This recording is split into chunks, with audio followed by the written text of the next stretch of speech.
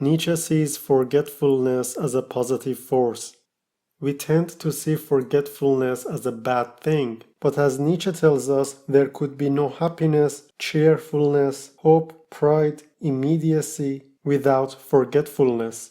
So for Nietzsche, forgetting is a strength, and it comes from robust health.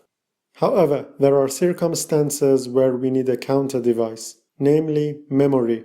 And for Nietzsche, the act of promising is such a circumstance. Because when you promise something to someone, you have to remember what you promised, whom you promised it to, and you have to take responsibility for it.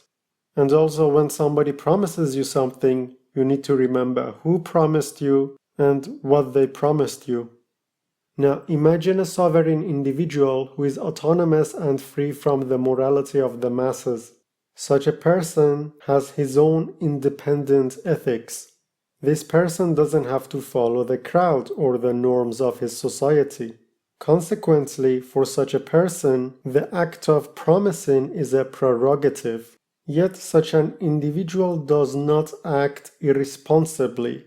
He is true to himself and he keeps his word. He understands and appreciates the concept of trust.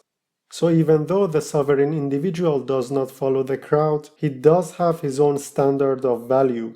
And for that reason, he can judge other people based on those values. If this sovereign person sees another individual who is strong and reliable like him, he will respect that individual.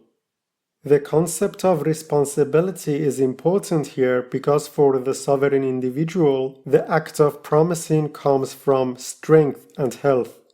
If the sovereign individual promises something, it is because he understands that he has the strength to carry it through. In other words, he is strong enough to fulfill his promise. This is how Nietzsche describes what conscience is in the sovereign individual. The proud knowledge of the extraordinary privilege of responsibility, the consciousness of this rare freedom and power over himself and his destiny has penetrated him to his lowest depths and become an instinct, his dominant instinct. What will he call his dominant instinct, assuming that he needs a word for it? No doubt about the answer.